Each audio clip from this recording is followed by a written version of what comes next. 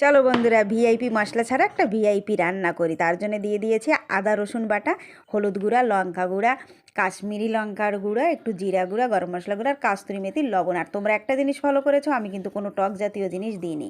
টক জাতীয় জিনিস দিলে মাংসটা শক্ত হয়ে যায়। যেহেতু এটা বনরাজ মুরগি, এই মাংসটা একটু শক্তই আছে, এক শক্ত করার দরকার হবে না।